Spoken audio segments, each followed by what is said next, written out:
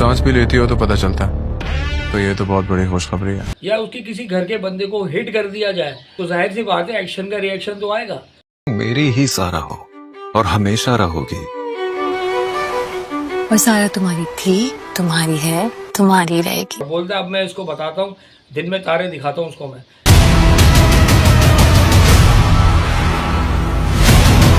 आपकी बेटी सारा के खिलाफ हमारे पास अरेस्ट वारंट है।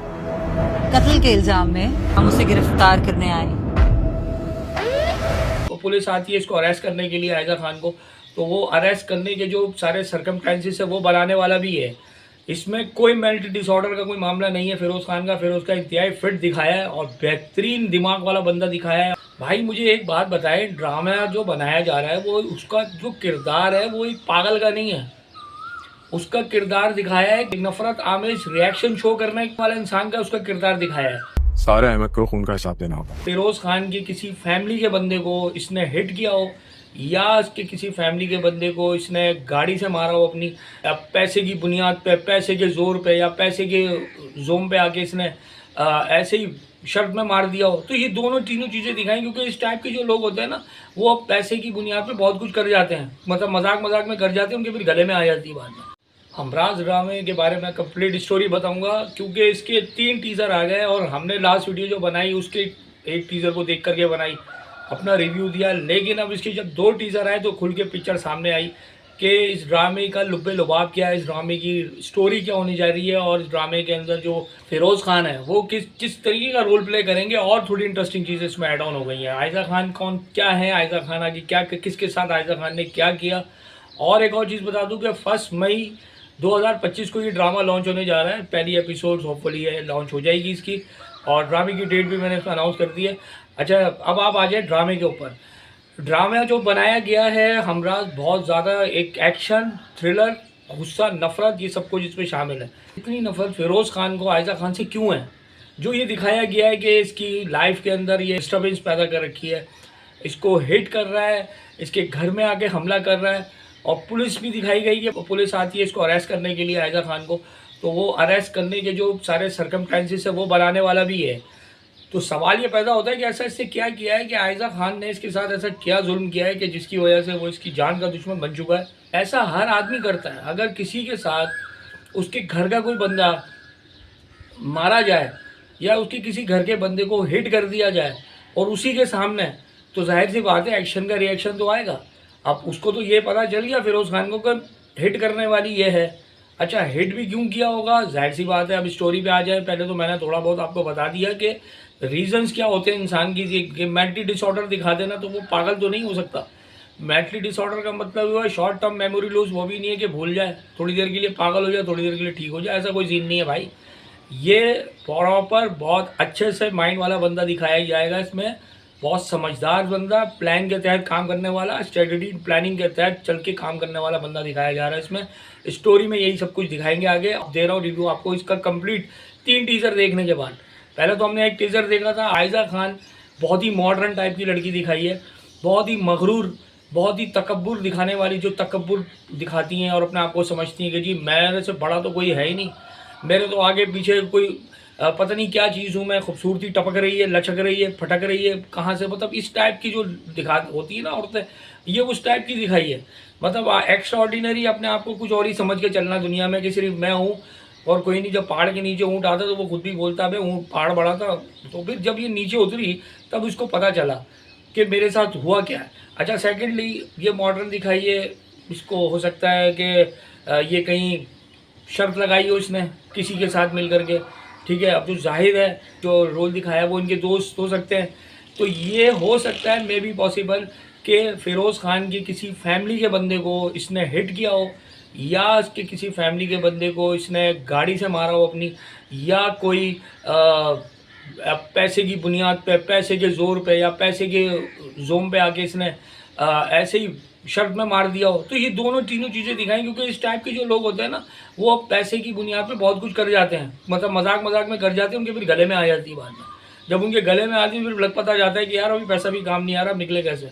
अब फिरोज़ खान का जो रोल, जब फिरोज़ खान को बात पता चलती है कि मारने वाला कत्ल करने वाला, क्योंकि जो शर्ट दिखाई है आप कभी वो टीज़र में मैंने वो गौर से देखा, वो वो शर्ट में ब्लड लगाया, वो क्या लगाया, वो शर्ट है तो किसी मेल की हो सकता है, लड़की की भी हो, वो शर्ट उठा के फेंकती है, वो उसमें ब्लड लगा हुआ है, तो इसका मतलब ये हुआ कि इसका खून निकला है बॉडी से, यकीनन इसको गोली लगी है, ये भी हो सकता है, यकीनन किसी तेज चीज़ से मारा गया है, ये भी हो सकता है। तो ये चीज़ें जब दिखाई गई सामने चेन टू टेन, जब ये एक चीज़ दूसरे के साथ कनेक्ट हो रही, तब इसको पता चलता है फिरोज़ खान के मारने वाली ये है, तो फिर वो इसका दुश्मन बनता है, फिर वो अपनी नफरत का सारा इजहार करता है और बोलता है अब मैं इसको बताता हूँ, दिन में तारे दिखाता हूँ उसको मैं।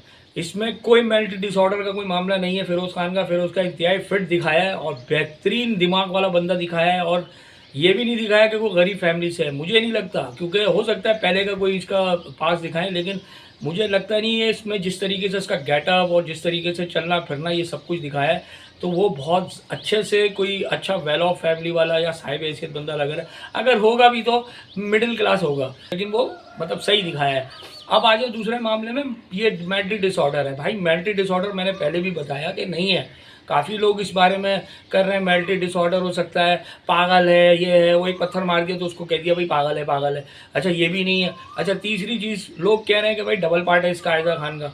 भाई आयजा खान को जब जेल में दिखाया, आयजा खान कहती है सारा मैं नहीं हूँ नहीं हूँ नहीं हूँ, इस तरीके से जो बोलती है, वो जो आप कभी अल्फाज इसके नोट करें, तो मे भी पॉसिबल जब अपना सेल्फ डिफेंस कर रही है तो वो मानेगी नहीं, क्योंकि पीछे जाहिर सी बात है वो कहेगी मैंने नहीं किया ये। हो सकता है मे भी पॉसिबल बीच के अंदर कुछ ऐसा हुआ हो, फॉर एग्जाम्पल कि मतलब मकसद कहने का ये कि दिमागी तवाज़ुन शायद इसका ख़राब हो गया हो।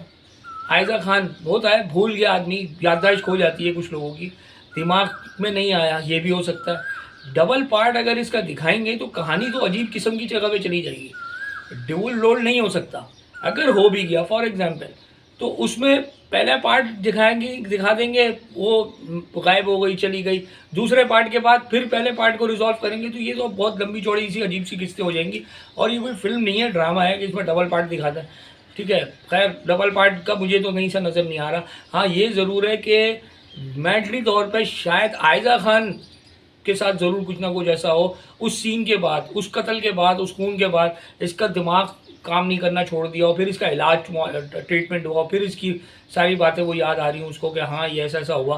उसी जगह ही दिखाया है कि वो कहती है कि मैं इसकी शक्ल भी देखना नहीं चाहती, तो इसका मतलब ये हुआ कि ये एक ही किरदार है, डबल पार्ट मुझे कहीं नज़र नहीं आया, ठीक है।